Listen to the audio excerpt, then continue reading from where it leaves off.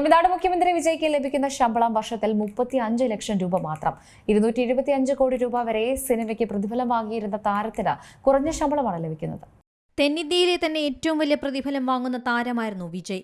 ഭരണതലവന്റെ കസേരയിലെത്തിയപ്പോൾ അദ്ദേഹത്തിന് ലഭിക്കുന്ന മാസ ശമ്പളം 2.85 ലക്ഷം രൂപ മാത്രം.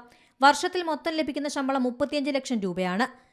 സൂപ്പർ താരത്തിൽ നിന്ന് മുഖ്യമന്ത്രിയായപ്പോൾ സാമ്പത്തികമായി വലിയ നഷ്ടമാണ് വിജയ്ക്ക് ഉണ്ടാവുന്നതെന്നാണ് കണക്ക്. മുഖ്യമന്ത്രിക്ക് പുറമെ തമിഴ്നാട്ടിലെ മറ്റു മന്ത്രിമാരുടെ ശമ്പളത്തിലും വ്യത്യാസങ്ങളുണ്ട്.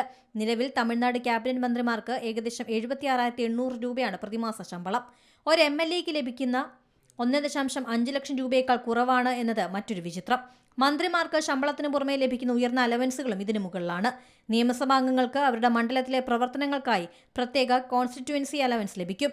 ഔദ്യോഗിക ആവശ്യങ്ങൾക്കും യോഗങ്ങൾക്കുമായി നൽകുന്ന അലവൻസും ഡെയിലി അലവൻസും ഇതിൽ ഉൾപ്പെടുന്നു. മുഖ്യമന്ത്രിയുടെ കാര്യത്തിൽ തന്റെ നിയോജക മണ്ഡലത്തിലെ അലവൻസുകളും മറ്റ് പ്രത്യേക ആനുകൂല്യങ്ങളും ഉൾപ്പെടെ ആകെ 2.86 ലക്ഷം രൂപയാണ് കൈപ്പറ്റുന്നത്. News desk Zee Malayalam news. ഏറ്റവും പുതിയ വാർത്തകളും വിശേഷങ്ങളും വിരൽത്തുമ്പിലറിയാൻ സി മലയാളം ന്യൂസ് എല്ലാ ഡിജിറ്റൽ പ്ലാറ്റ്ഫോമുകളിലും ലഭ്യം.